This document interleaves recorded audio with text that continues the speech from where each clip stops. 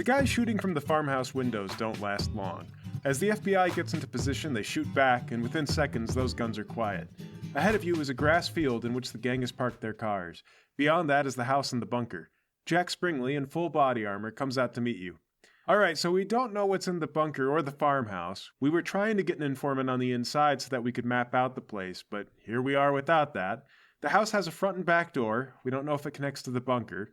The bunker, as far as we can tell, has a pedestrian entrance and a garage entrance, which you can see from here. If there's any more tunnels on the property leading outside, we haven't found them, but we're going to try to keep an eye on it. Well, not to worry about the front entrance. We'll lead. I'm not going to argue, of course, but food for thought. None of you are bulletproof, are you? Kiman can find people around corners. We'll get the drop on anyone trying to lay an ambush. Super hearing, right? I can speak to animals. The mice in the walls tell me where everybody is. If you can do that, you ought to have the mice carry little demo charges and take care of the problem so we don't have to send in people. Have you ever tried to talk a mouse into a suicide mission? They love cheese, but they won't die for it. The officer starts shouting as a man emerges from the door of the bunker. Paul, you recognize this guy as Heatstroke, but he's wearing some kind of higher-tech supersuit than he normally has. Apparently, they gave him upgrades.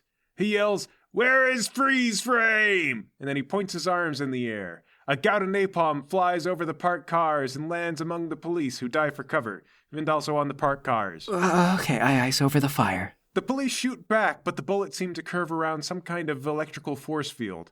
Another gout of napalm flies overhead. Springley says, "A little help, guys?" Is there anything really heavy nearby? At the edge of the parking space, there's a bunch of old tires with the hubs still in them. Then slink my way like a cat over to the tires, grab one, and then hammer throw it over the parking lot at Heatstroke. You pick up the tires, spin once, twice, then release.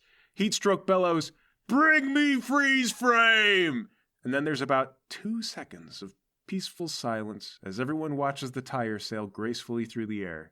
It lands on Heatstroke's head, forcing his head down into his clavicle, and then bounces straight up, hanging in the air for maybe another second.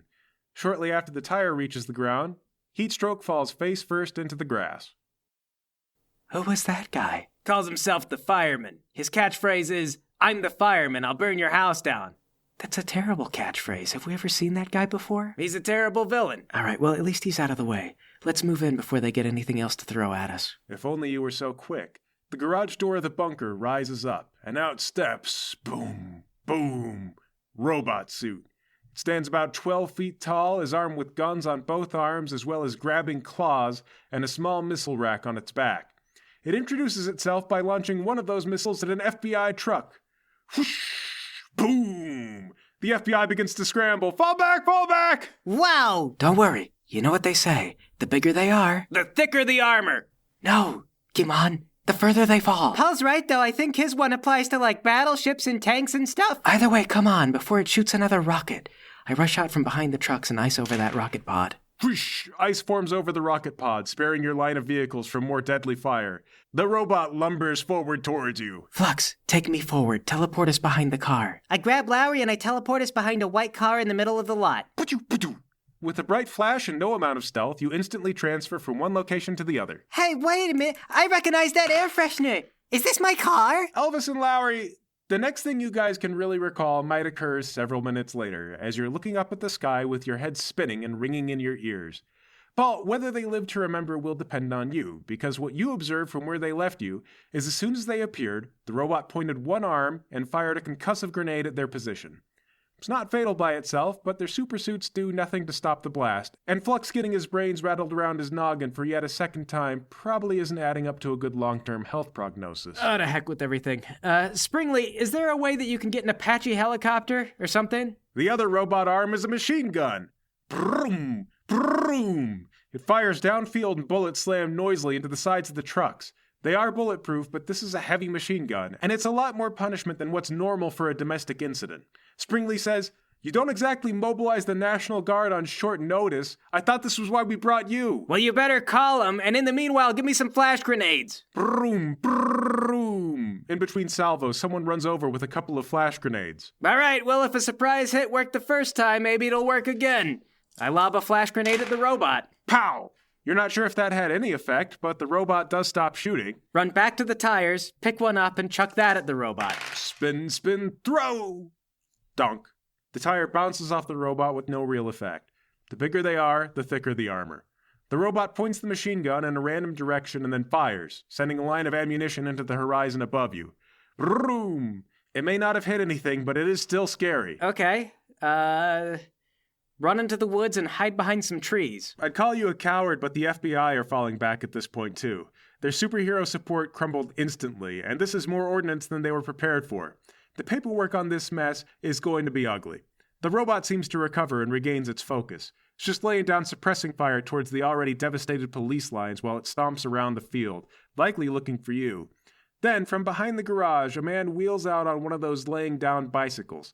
But it's not just a bicycle, it's got helicopter blades attached to it. He hurriedly wheels out, then yanks on a pull cord, and the bicycle starts to lift up into the sky. With your amazing eyes, you recognize that the man in the contraption to be none other than Daryl Masterson, the super scientist who's been helping Mercury develop super weapons. The same man they hired out from underneath Luna Island, who your son was protecting. Oh, for goodness sake. Okay, so he's in a flying lawn chair now. A bicycle, but basically yes. He's leaned back in it and just flying away. They can build a giant war robot, but that's the closest thing they've got to an escape pod. Well, you're not seeing any other escape pods. Rocket fuel is expensive. And complain as much as you want, he is escaping right now, so it's a valid escape mechanism. Okay, alright, there's two things I can do, and I don't think ignoring it is the correct one. I take off my flip-flop, spend a second lining up my shot and making sure I get this right, and then I throw the flip-flop at Masterson. Blam! The flip-flop cracks through the air at supersonic speeds. Masterson is not buckled in. The flip-flop itself might have killed him, though it's hard to say. Of course, the point is moot, because he tumbles out of his seat and falls several stories to the ground, turning end over end. The little gyrocopter, now unmanned, spirals out of control, flipping on itself and then veering off into the woods. The thunderclap of your flip-flop exposes your position. The robot turns to see Masterson go down, then turns on you and lumbers at top speed in your direction. Tunk!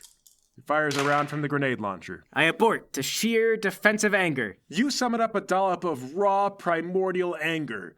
Birds have already scattered and left the area due to the explosions, but if they landed anywhere nearby, the force of your emotions persuade them to go further. Earthworms do their best to dig in a different direction, and a squirrel drops out of a tree next to you in a panic, only to be blasted by the force of a concussive grenade, which politely curves its blast radius around you so as not to make you any angrier. However, that was your turn, and now you're just standing there.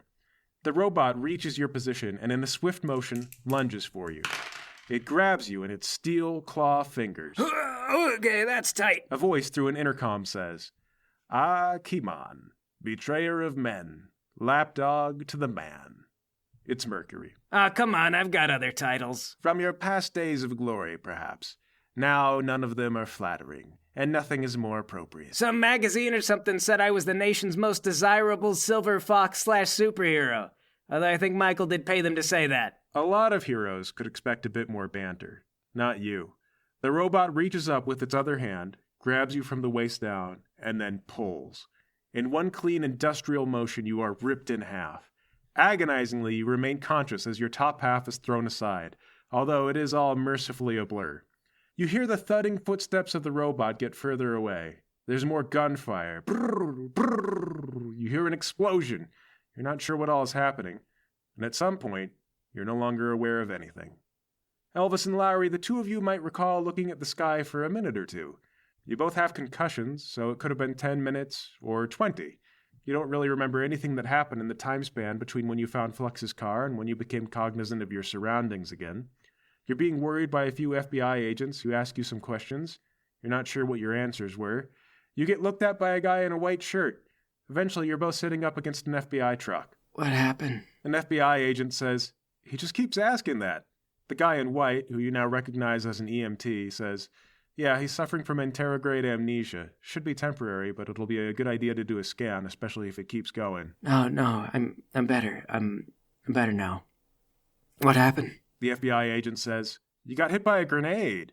Honestly, you lucked out. We all got it pretty bad." Oh, I thought the robot punched me or something. It could flip cars over, man. I don't think you'd be talking if it had done that. I'm right here. You don't have to yell. My head hurts. Yeah, you got hit by a grenade. How'd they get grenades? No idea. Where are we now? Did we get him? Well, yes and no. The robot cleared itself a path and fought its way down to the highway. That's around when the National Guard showed up. Sorry, am I still yelling? I can't. I got just tinnitus. There was a lot of explosions. Anyway, the robot's toast. After that, we pushed ahead into the bunker. It turned out they had tunnels, but we've got helicopters, so all we had to do was look for groups of guys coming out of the woods. We got a bunch of them all rounded up, but they split up in all directions. Couldn't catch everybody. Some of them got on motorcycles. Do we have casualties? How many did we lose? Oh, your guy, Light Show, he saved our lives. He kept making FBI agents in cars for the robot to shoot at. I don't know where he actually was, but it slowed the thing way down while the rest of us got out of there.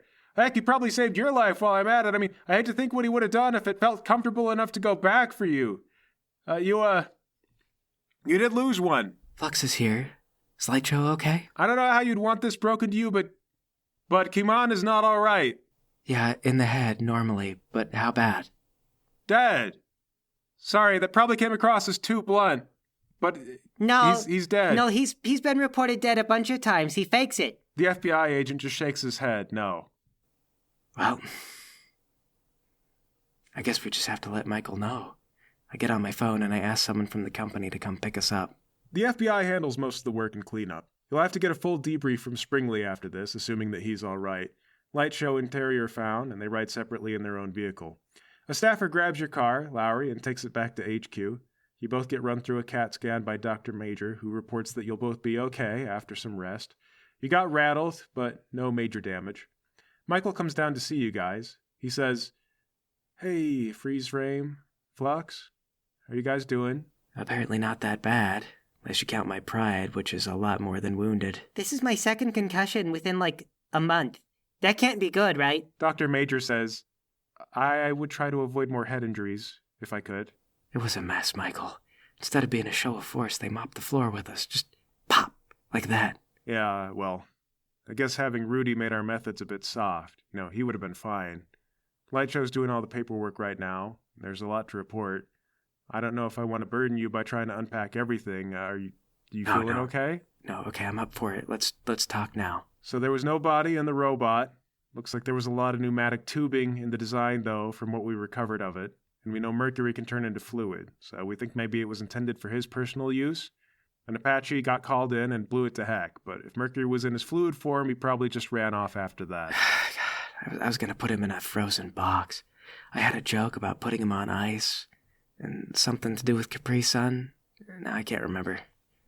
Capri Sun? Yeah, it was hilarious. Like, the only sun you're gonna see in this cooler is a Capri Sun, you know? Were you gonna put a Capri Sun in it? No, but you'd put a Capri Sun in a cooler for your kids, for like a soccer game, but you don't forget it. It would have been funny during a victory because we'd all be in a good mood. He could be dead, but I don't know what it looks like if a man dies while he's made out of fluid. I mean, I assume he sinks into the earth, and because he's a poisonous metal, he'd be an ecological hazard, but there's no way to verify. Well, he'll strike again and make himself known if he's still out there. So, other important news. I don't want to get too gruesome with you, but we didn't find Kiman all in one place. You're sure but he doesn't, though, die normally. Well, I think he's always had some kind of healing power, because once or twice he got a couple of injuries that Dr. Major here said would be permanent, and they weren't. And we know that there's no way an ordinary guy could get out of some of the incidents that he's vanished in, or just... But there was no pulse. I mean, his organs weren't even all in the same place. So, you never know in this business, but as far as we can tell, he's really gone. Oh, God. Okay. We cannot deal with this after losing Captain Momentum. Lightshow only just joined the team, and the public barely knows him yet, and there's no way to put a bold face on losing Kiman. EMTs hit the scene, they're private, and it was a big event. So it's already on the news, people are talking. Okay. We gotta work with it somehow. He didn't let them take him down alone, though. An agent says they saw Kiman kill Daryl Masterson, super scientist. Best guess is Masterson built the robot that Mercury was using. Killed him? Yeah, he was trying to escape in a gyrocopter, and Kiman took him out of the sky. But Kiman has perfect aim. I don't see why he had to kill him. He can aim to maim or whatever. I don't know. He's not here to ask anymore. I mean, anymore. this is what we've been worried about. This is what we worried about, isn't it? That eventually he'd have to make a life or death decision, and the upside is that's got to be a crimp in Mercury's superweapon production. They picked up Heatstroke at the scene, and he was also decked out in some serious hardware. Napalm, body armor, and that's all that we know about for sure. They're still looking at it. But he killed him. Yeah, sorry, I thought you would take it as good news. That's not the thing the press is really focused on, though. They all want to know two things. Is Mercury dead? Is Kiman dead? Frankly, the city would be better off if they were both gone. Two villains took each other out. Smart money is that Mercury got away. Well, that'd make us look like fools. It doesn't matter what kind of blow we actually dealt. If Kiman is dead and it turns out that Mercury isn't, we'll be in shambles. The press wants to know today. The internet's already spreading rumors in all directions. Yeah, I'll bet they think that Kiman is still alive. There's a theory already getting popular and trending that says Kiman and Mercury faked their deaths to team up. Okay, I'm not having that. Ask Lightshow if he'd be comfortable creating an illusion of Kiman. Well, I can see what he says. As far as the internet and the press are concerned, Kiman is still in action, and we're ahead in this. We sacked their base, we took their things, we got some of their guys, and we didn't lose our people. Not for good. I'll go talk to Lightshow and get him on the same page. We'll try to arrange a controlled interview as soon as we can. Meanwhile, elsewhere in a morgue somewhere, Kiman. While the rumors of your death have not been exaggerated, the exact nature of your existence has been once again misunderstood. You awake to find yourself leaning over yourself. The other you is dressed up in medical garb. He says, "When I asked when you'd next get yourself killed, I didn't think you'd take it as a challenge." Shut up and hand me my clothes. These metal slabs they put you on are cold. Yeah, of course. The whole point is to keep you chilly while they get around to seeing what killed you. It's you, by the way. You killed yourself. So what was it this time? Oh, I ripped myself in half. Really? Is that why your legs and body were separated from each other? You know what I don't love? That to come back to life, I have to be sassed by you. Every time. I'm sorry, Your Highness. It's not as much trouble as I have to go through to get into these places and pay people to say your body didn't go missing. You know, do you think it's a blessing, or is it just sad that nobody wants to hold an open casket funeral and see your face one last time before you go? Cremation is in my will. It's very strict. Besides, what do I care? If they ever put me in the ground for good, I don't care how they do it. Well, what now? You gonna go crawling back to Unstoppable Industries? Or have you got a much worse idea? Well, I'm dead, right? Nobody expects you to check into work after you die. It's like a vacation. You know, a lot of guys your age die from normal things, like slipping in the bathtub. One of these days, that'll be me. And I won't make the news. And then you'll die again and just be laying here, wondering when I'm gonna show up.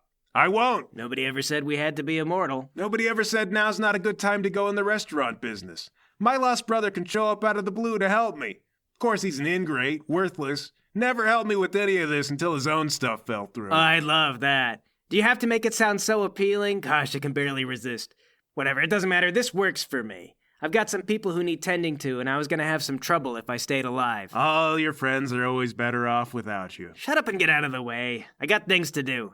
You push off, and with your almost identical friend, you find your way out of the morgue. Superhero death is always so much more complicated than life, but the complications are only just beginning.